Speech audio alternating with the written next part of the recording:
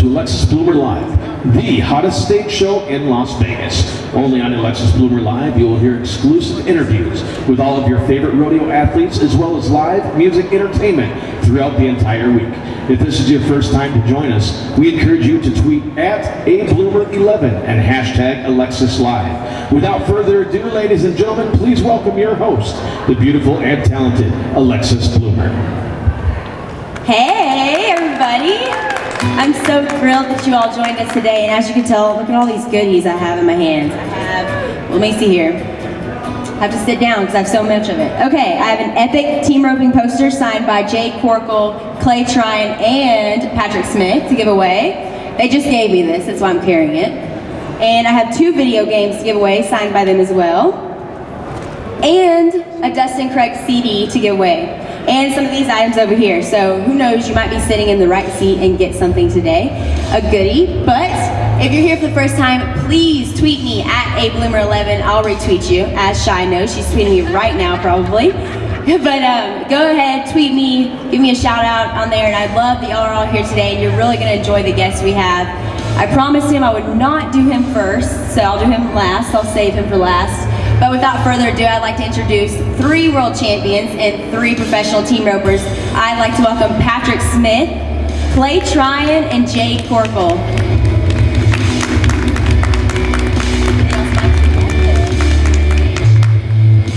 I did it last, you're so lucky. Oh, okay, here you go. There's your mics right here. Hey, y'all guys can sit in there.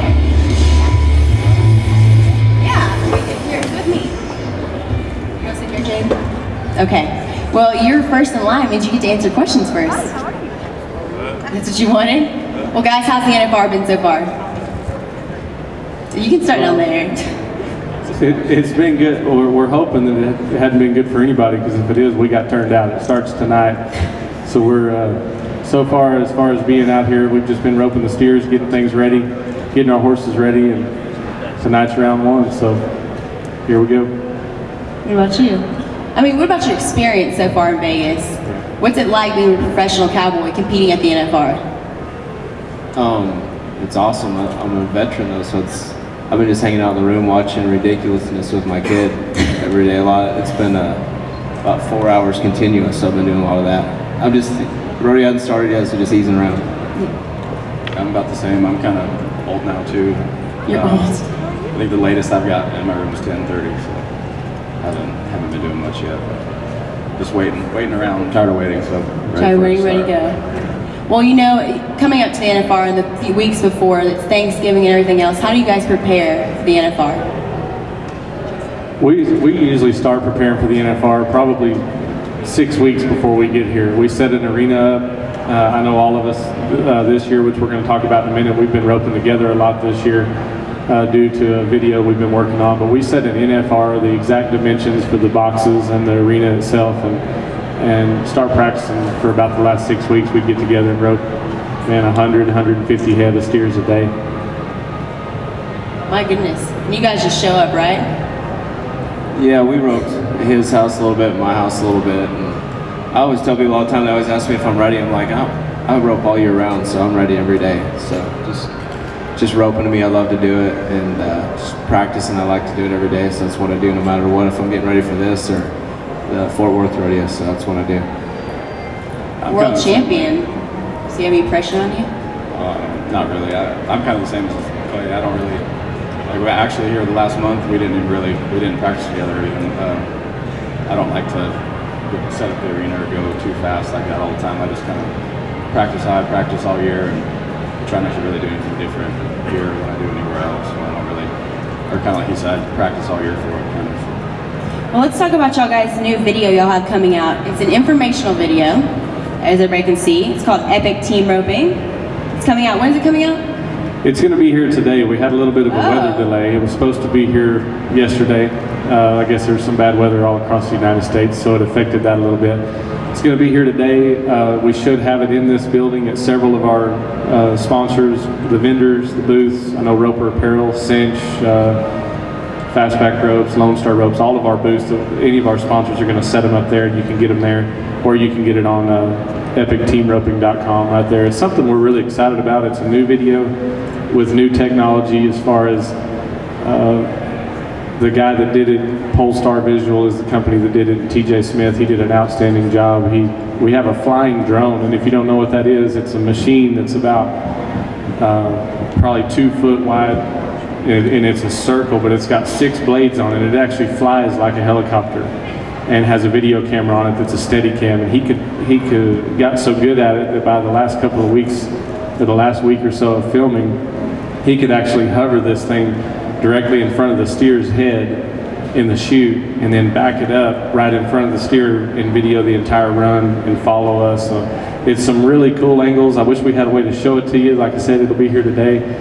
It's never before seen angles, so you can see kind of what we do, how we prepare, and we tried to practice like we practice. We tried to do the real deal just to show people it's not necessarily an instructional video, but it's something that you can watch and learn from just by being able to see it so clearly and see all these different angles and views that you've never been able to see before.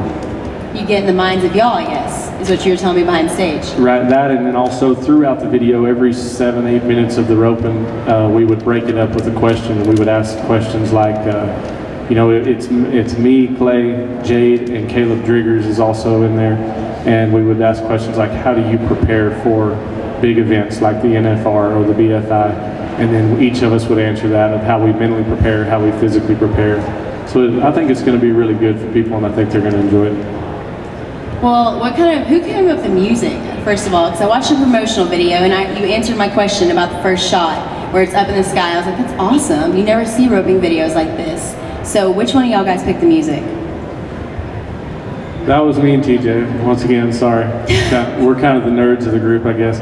But the music is actually not something that's easy to do, because I mean, we all have a lot of cool music we like and songs, but you're not allowed to go and just, you know, pick some song you like off the radio and put it on your DVD and then sell it, because you can get in big trouble. So we have to go to an actual website where we can purchase music, and it's hard to go through and find music. And our job was really easy as far as we got to rope and do what we love to do, and then the behind the scenes was all TJ. He spent lots of all-nighters editing and, you know, making sure that the beat of the music went with the way the runs look on TV, so it was really entertaining. And like I said, we're excited about it. How long did it take y'all guys to do it? How many weeks did y'all do it?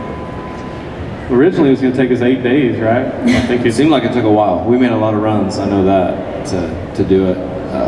I think on my part of it, I got 2 boys that are 5 and 7, and we own every rope and tape on the face of the earth, and that's what we watch. But this is by far the coolest thing done. And I'm not just saying that because I did it. I actually watched it and was learning stuff about myself and what I do roping and how I can even get better myself just off the footage. And I'm a guy that thinks I know a lot about roping, so that's why I think it's so cool. Just the camera angles that have never been done. It'll be stuff if you buy that you've never seen on any video, even close. And it's just packed full of runs. And you know, with these guys, I mean, these guys are the 2 best heelers in the world, and I think me and Caleb are 2 of the 3 best headers in the world. So you're getting the best guys in the world, seeing what they do, how we do it, kind of behind the scenes a little bit. This is how we practice to get ready for here, the jackpots that we go to and all over. So I think people are really going to enjoy it.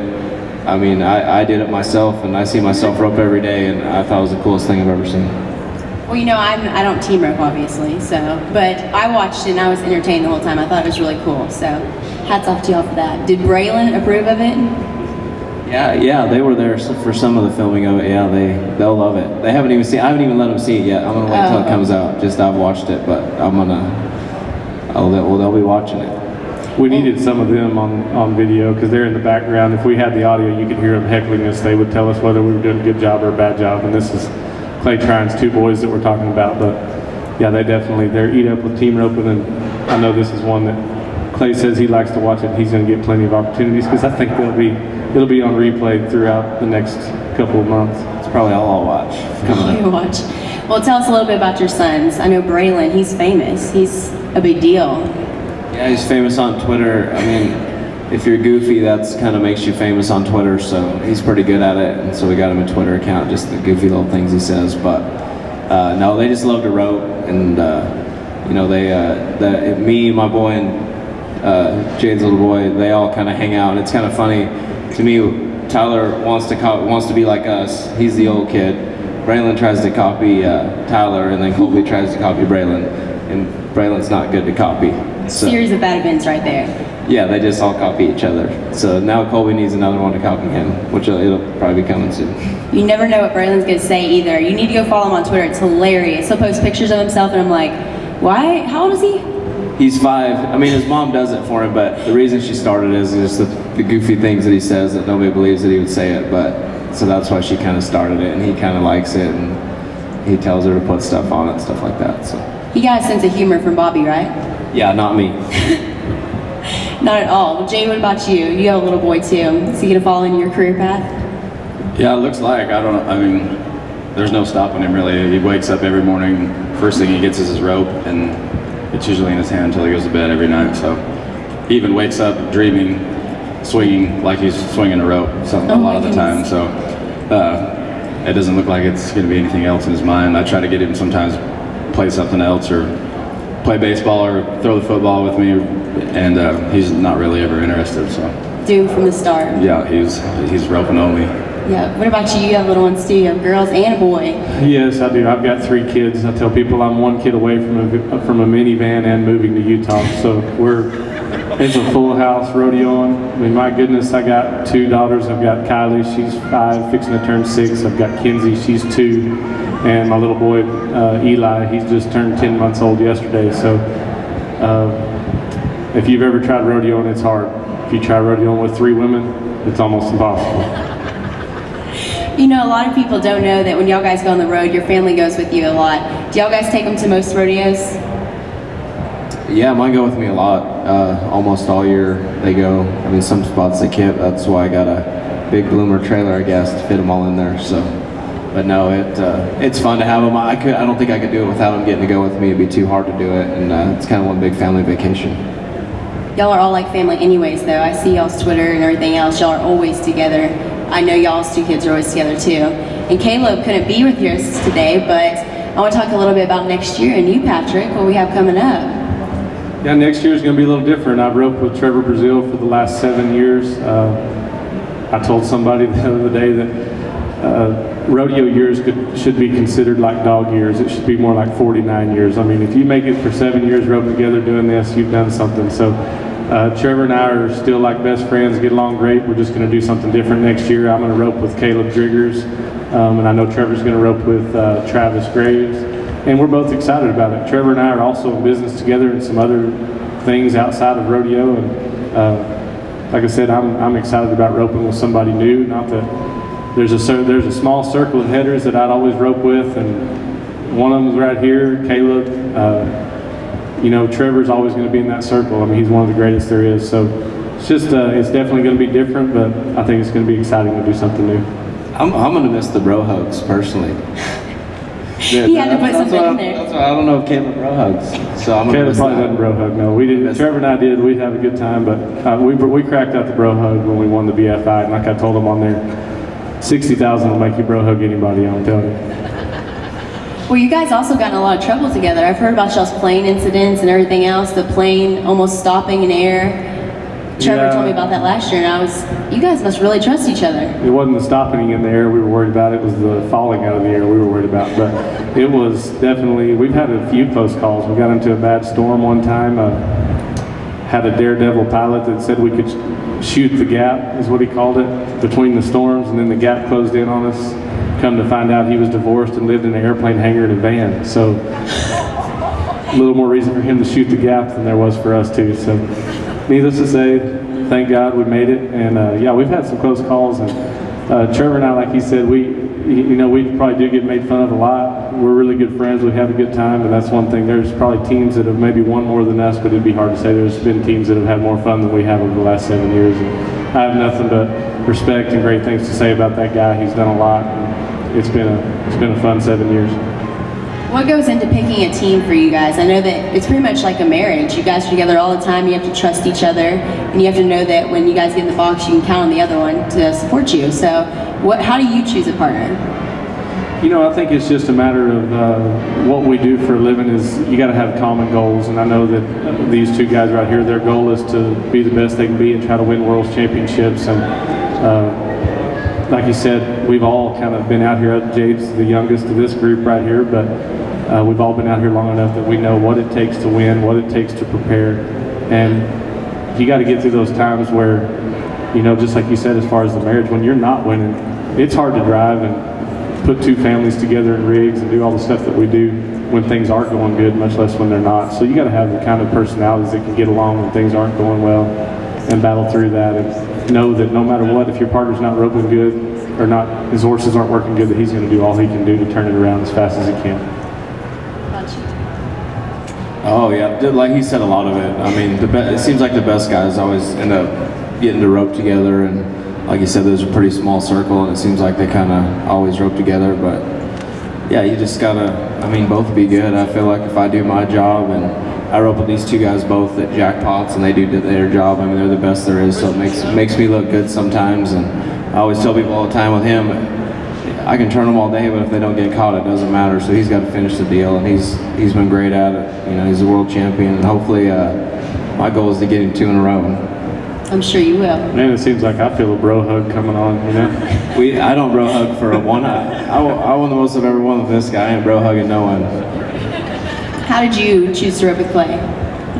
Oh, I mean, just kind of the same deal. When you do it for a living, you kind of have to pick and choose a little bit, because as much effort as you have to put out and stuff you have to do it at this level and make a living doing it, you want somebody else who's willing to do the same and make the same sacrifices you make. So that's kind of the biggest part of it. You know, if Clay's horse goes down, he'll get another horse, you know what I mean, and do whatever it takes to get one. If he's not roping good, he'll work harder and figure it out, you know what I mean, just stuff like that you have to do that certain guys don't even think about doing otherwise. You know, when it's not going good or whatever, you work your way out of it without question. And when you support your family doing it, you have to have someone like that. Well, guys, this year there are 25 rookies here. That's a lot. That's probably the most there's ever been. A lot of people don't know. Can you tell us what your first NFR was like?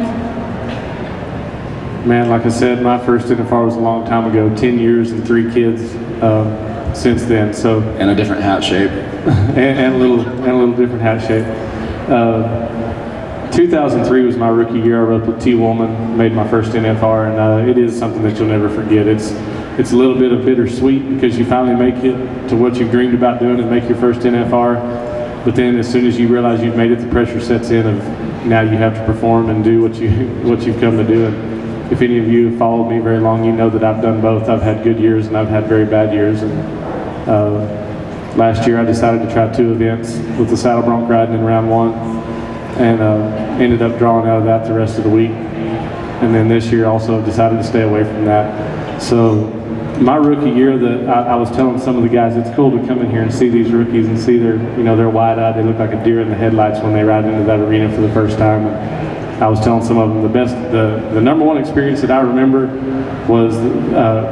would be tonight, is the first grand entry. To me, that's when it really sank in.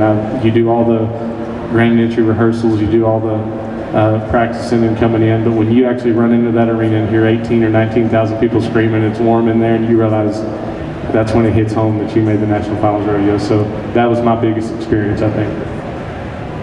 Yeah, mine, it's been a long time ago. 2001 was the first time I made it, so I think it's just always a dream come true. Like, you're happy for those guys, because everybody, like, only few guys win world championships, and usually you got to be the best of your trade to do it, but everybody's that ropes, even rodeos, his goal is to make the NFR at least one time, and once you do that, it puts you in a pretty elite class of people. So it's kind of a satisfaction it was for me to make it, and kind of realized that my dream come true. But I was always a weird thinker. My goal wasn't to make it once, it was to make it 20. So even when I first started making it, I just planned on it being the first of many. So I wasn't really caught up in the moment. I was trying to win, and I just kind of had that attitude always. How many times have you made it? This is 12. He's only 40 years old, so he's still got a lot left in him. No, mine was kind of the grand entry too. A lot of people's first kind of, when it really sinks in, is when you ride in the first grand entry. But I remember almost being more nervous the day we ran the steers through.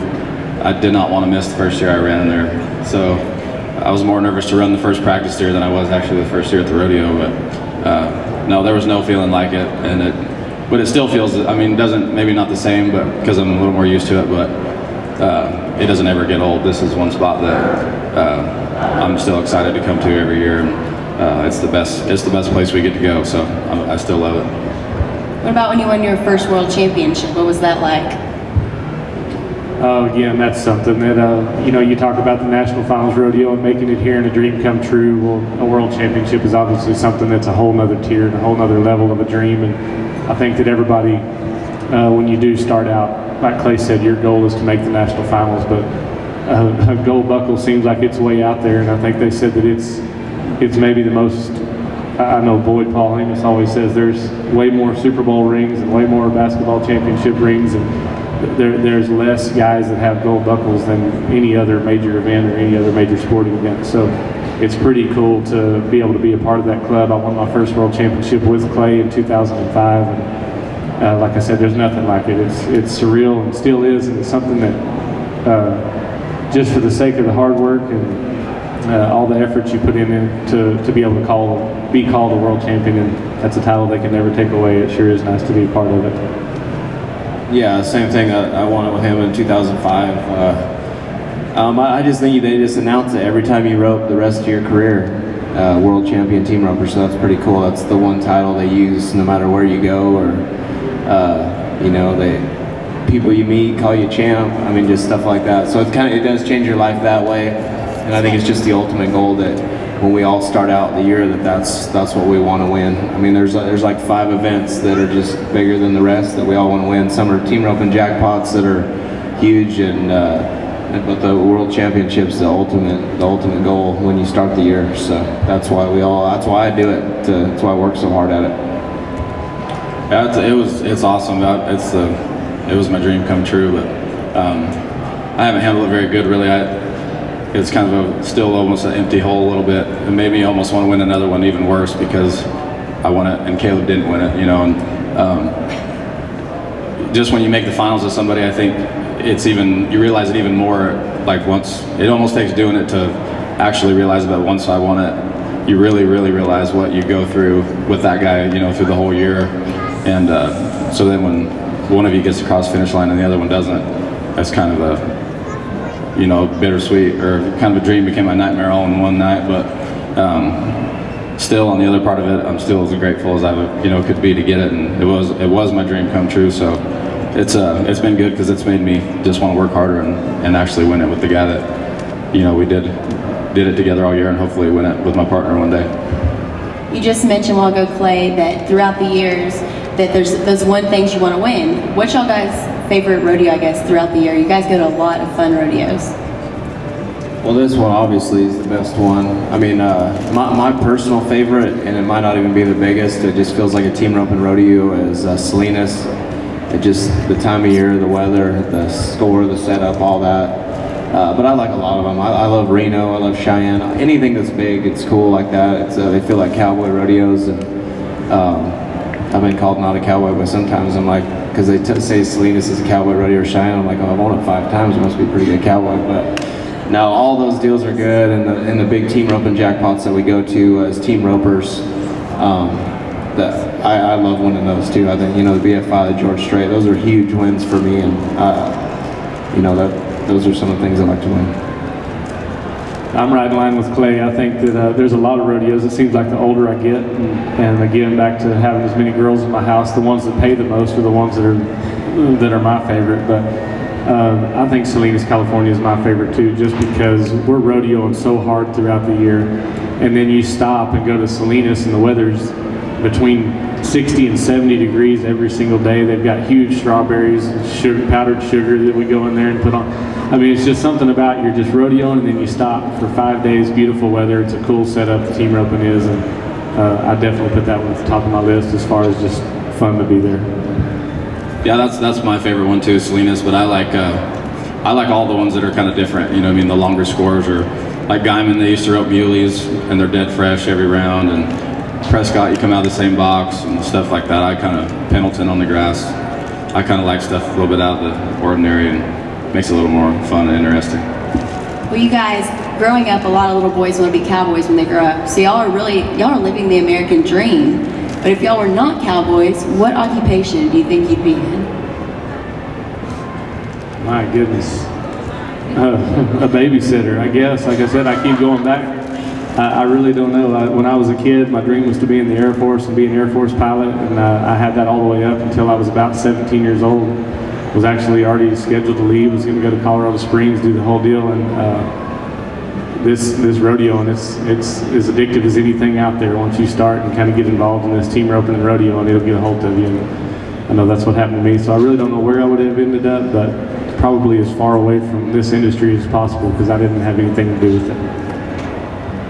Man, maybe president. I don't know. No, just kidding. Vote for Clay.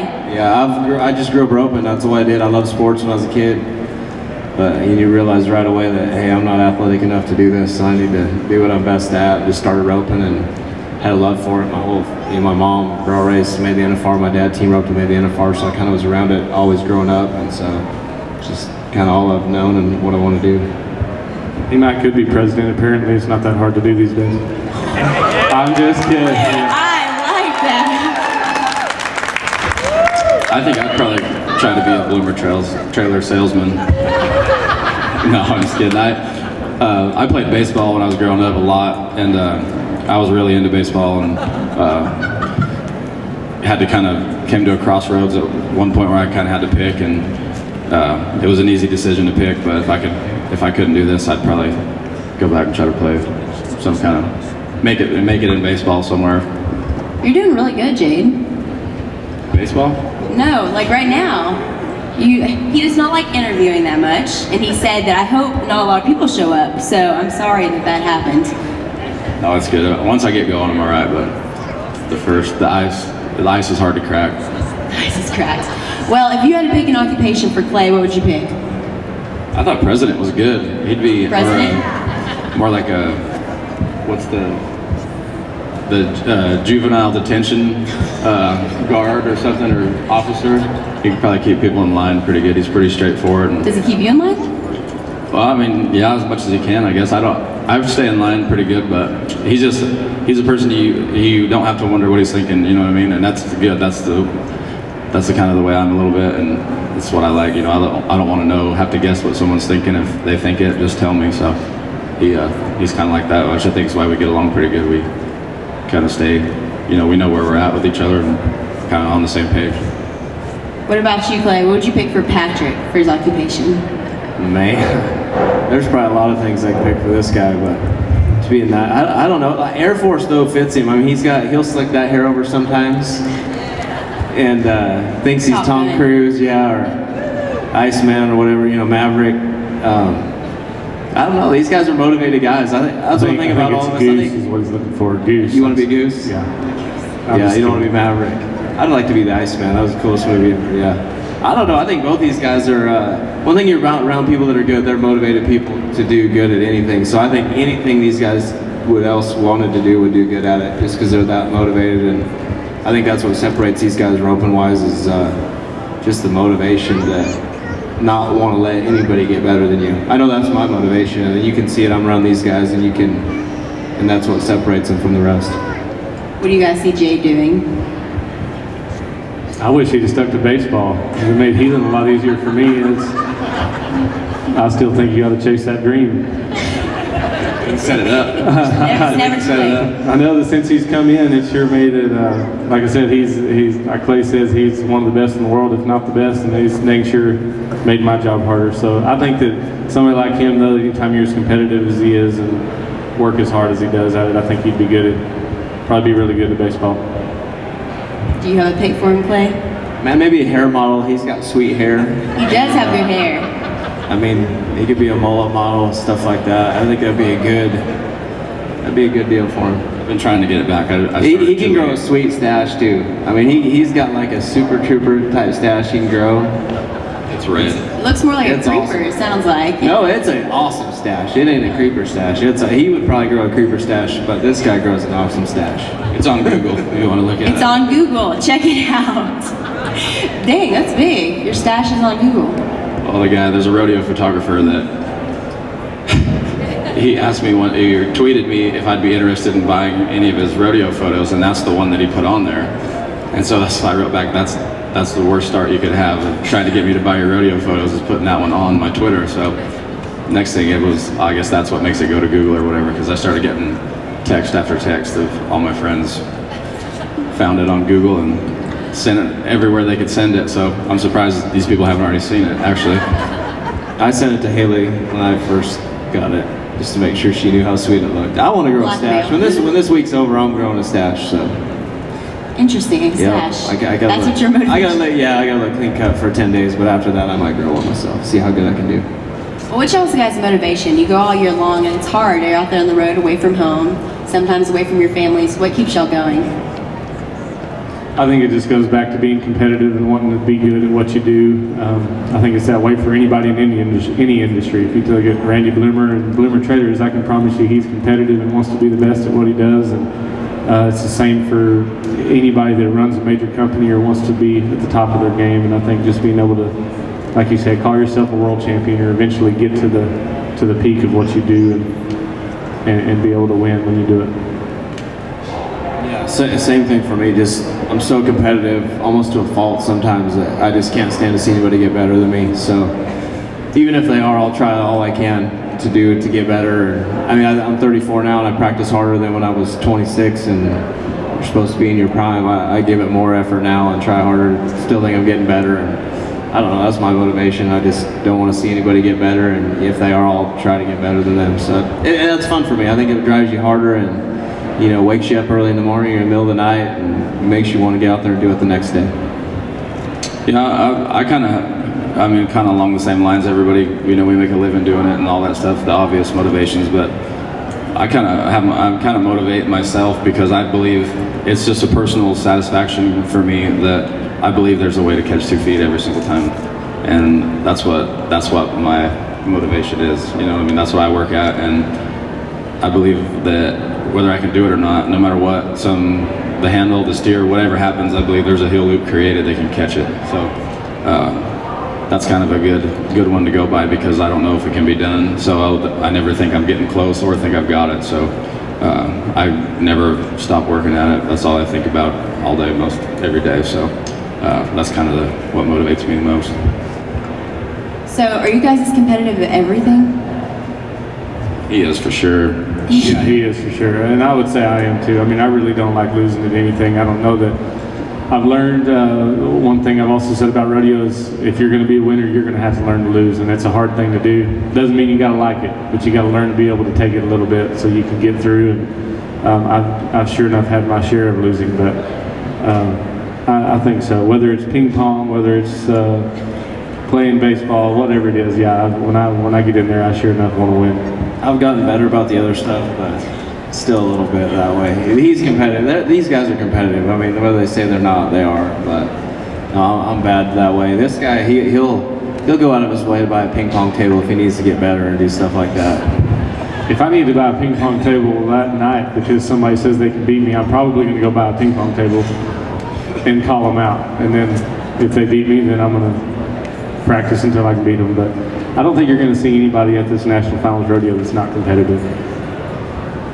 I feel like, we're all probably the same amount of competitive, but I know my boundaries. I know when I'm not good at something, I won't even try, and then act like I'm mad when I lose. I don't like to lose at anything, but all I've learned around him is all the stuff that he likes to do that I've learned about myself, that I actually have zero hobbies other than roping. I'm not good at, I can't play pool, or I can't do anything, so I realized how much I've not put into other sports and only put into roping. So that's my new goal, is I'm going to try to get good at one more thing so I can just beat him at something, maybe whether it's cards or pool or whatever it is.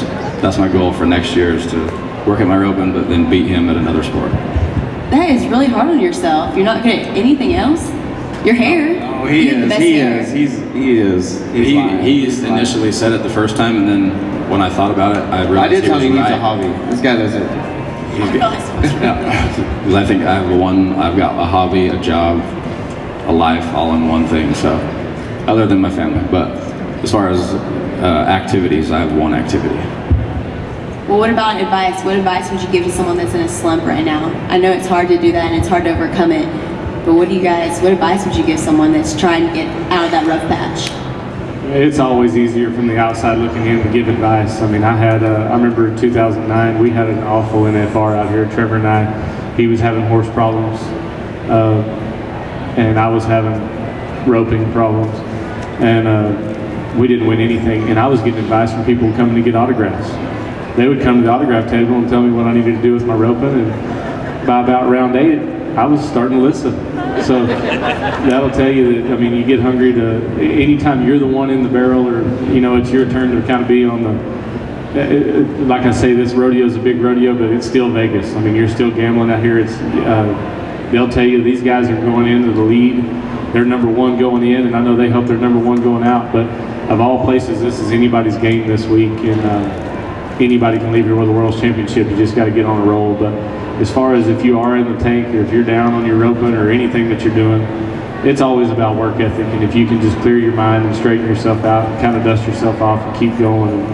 I always like to say, when you're in the valleys, if you can keep your eyes on the mountaintops, I mean, that's what makes I think that's what separates the winners from the losers in the long run.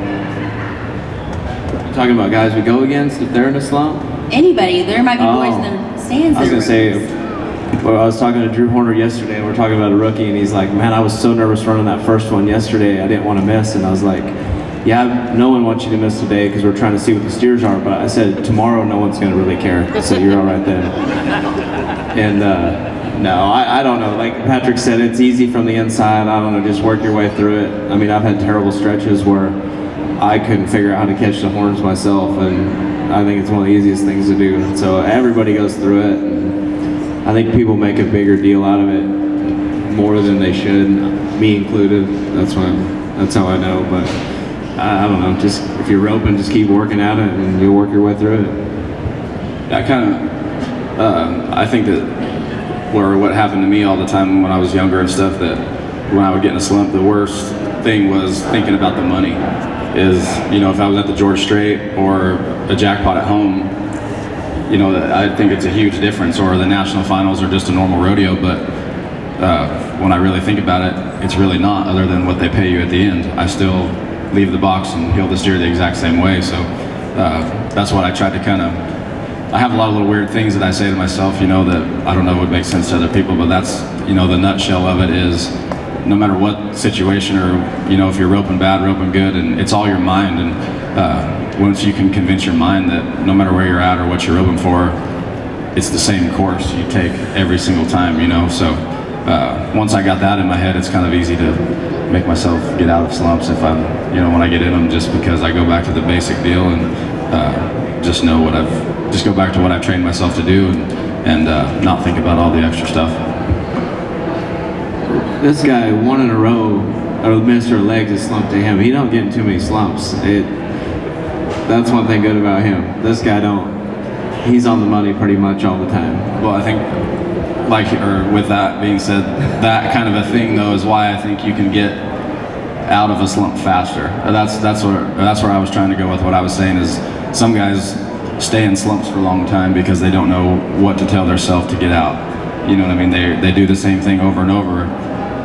At least change, you know, if I miss one, I change something the next time, you know what I mean? Because obviously I did something out of the ordinary that isn't in the same course that I try to take every time. So I just, you know, once you can pick that out, once you know the course you want to take and you can pick out what you didn't do the run before, then you can fix a slump in one run. This is the goal, you know?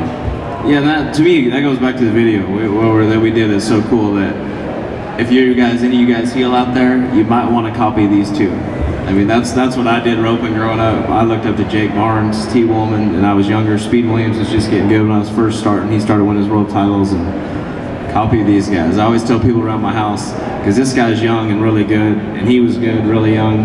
I tell my kids all the time, you're gonna have to go against Jade. He'll still be roping, so you might want to watch him and figure it out. And they're 7, so, but that's what I think is awesome about the video that we did do, is you know, the best guys slowed it down. You can copy what they do, and to me, my advice to any healer is I would do it. I think one thing to watch on the videos is where they'll play it kind of full speed or normal speed, and then in the deliveries and like in the corners and kind of the main points that people most have the most trouble. A lot of the times, it really slows down in slow motion. You can really see the actual motions that we make, and and the times we come in the corner and stuff, because that's the hardest thing to explain is when we see it and when we decide to do it, and that's when the super slow motion in the deal in the movie comes down, and you can really pick out all that stuff, and I think that'll help people with their roping. We'll be sure to check it out, and you guys are all champions for a reason. Thank you so much for coming up here. Can we give them a round of applause, everybody? Thank you. Thanks. And you guys will be signing autographs, correct? Yes. And real quick, I want to introduce some very important girls to the stage today. First up is Miss Cassidy Davis. She is one of our models for Alexis Bloomer Live, and she just got married to Jesse Davis, an NFR qualifier. So welcome Cassidy up here. And then we have Ashley Baugh, and she is actually the Arkansas All-Around Cowgirl. And then last but not least, Brittany Barton. I don't want to mess this up, Brittany, so I'm going to read it real quick. She's the top 15 in the 1D at the MBHA World Finals, and that's out of thousands of people. So give them a big round of applause real quick. Without them, this wouldn't have been possible. And then they're going to escort these guys over to the autograph table, but stick around. We have Dustin Craig coming up right now on stage to sing a song, and he will be signing some autographs and giving out some CDs, so be sure to stick around. Thanks, guys.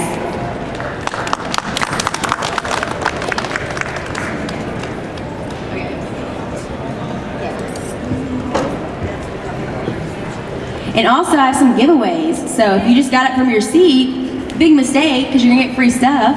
So right now, if you are somewhere, look underneath your seat real quick, everybody. Hopefully. There's people sitting in those seats. If not, then if you have something, pull it out.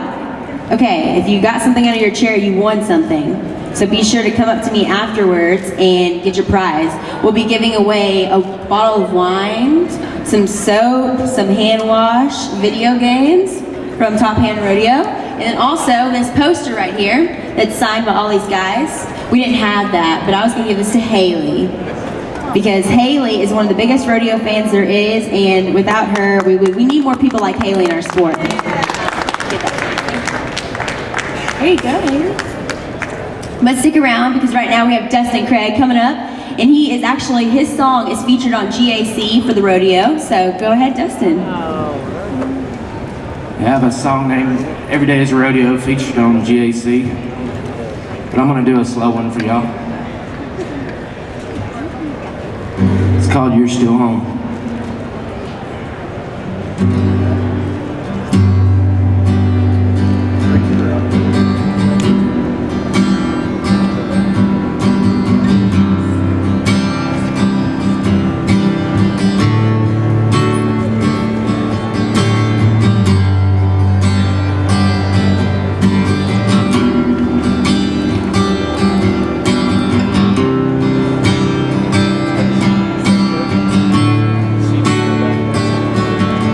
This lonesome road keeps winding on, further from the ground where I belong. It's every night I wish on a different star.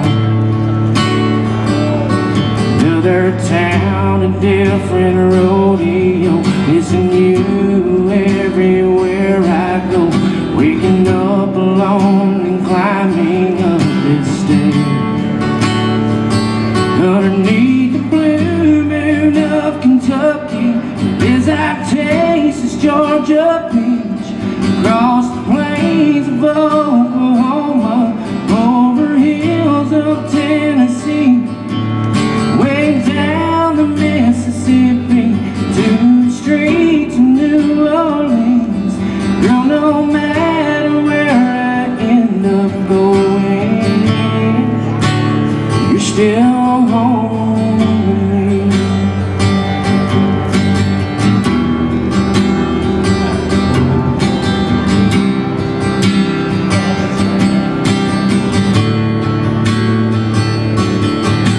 It's all I am, it's what I do, chasing dreams and hoping they come true. As these big wheels keep on taking me